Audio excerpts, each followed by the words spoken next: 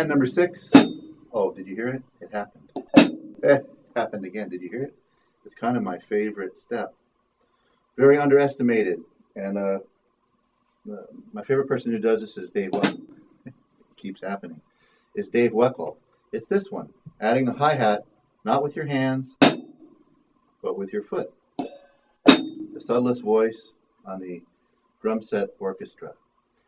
But add it just like another voice, just like your bass drum.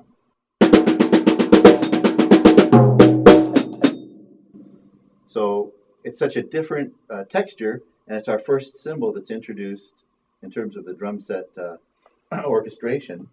Now we've got this, and everything else. No cymbals yet.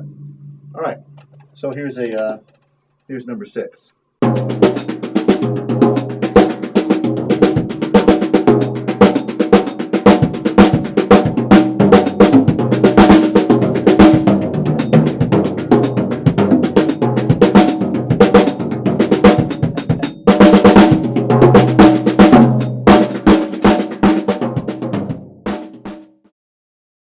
Step number 7 is include the other subdivisions. So a good way to do it is to add subdivisions of half what you were doing.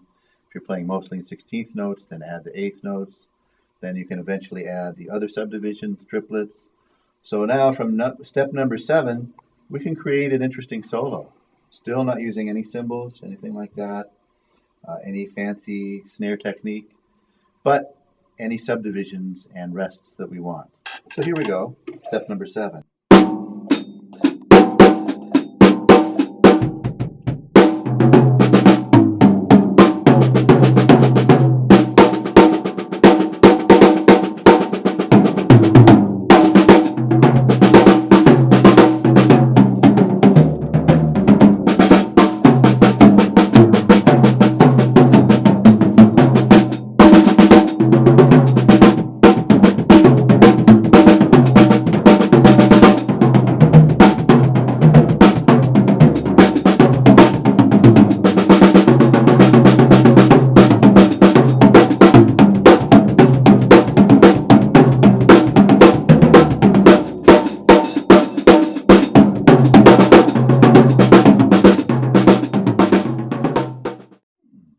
How are we doing so far?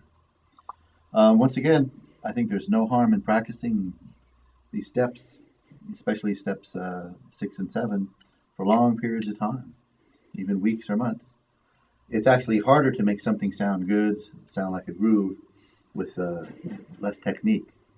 So, and by the way, if you need, as I mentioned, if you need a copy of these points, email me. My email address is avery123@comcast.net. So, and email me too with other suggestions and things. I just do this for fun, so other things, topics you'd like to see in the lessons. Now, point number 8 is add rudiments. And the most important thing is to get one of every type of the 40 rudiments in the drum solo. I actually only have like 12 or 13 rudiments that I like and that I recommend for drum set. Drumline is a different story. But basically on the drum set, my favorite are paradiddles, paradiddle-diddles, and flams. So basically, I like to talk about the flams because that's the first one that I like to introduce, putting flams in on accents. So going back all the way to point number 1, where I'm putting in accents with the 16th notes.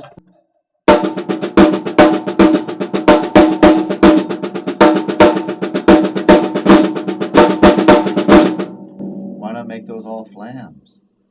I once got into a rhythmic practicing thing where I was just going through books and trying to make any accents flams.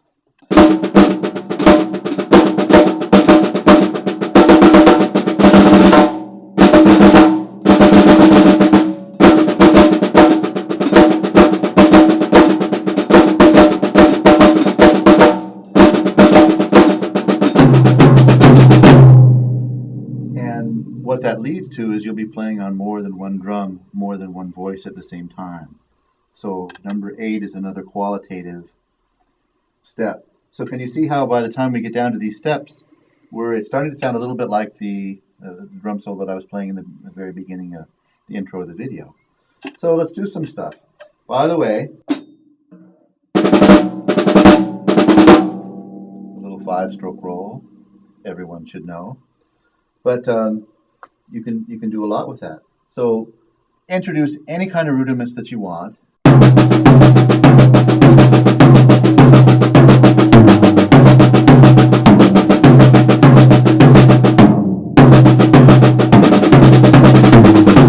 Single paradiddle, paradiddle diddle, and it's great. So from number 8, we'll start adding some snare technique in around the drum set.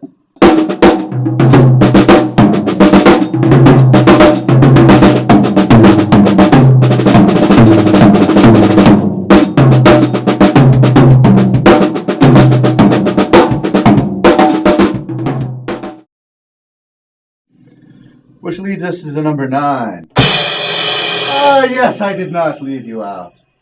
All you have to do is add a cymbal crash once in a while. And I recommend starting with a cymbal crash on the bass drum in the beginning and the ending of your phrases.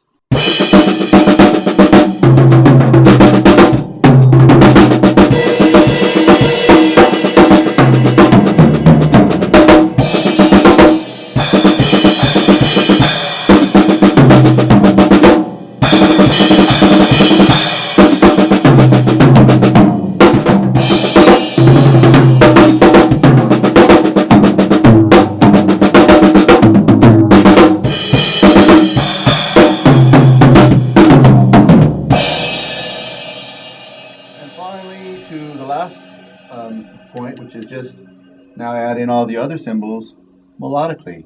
And here's where it's a real, you can really see the better soloists as they emerge on the drum set, because you can get lots of nice different sounds.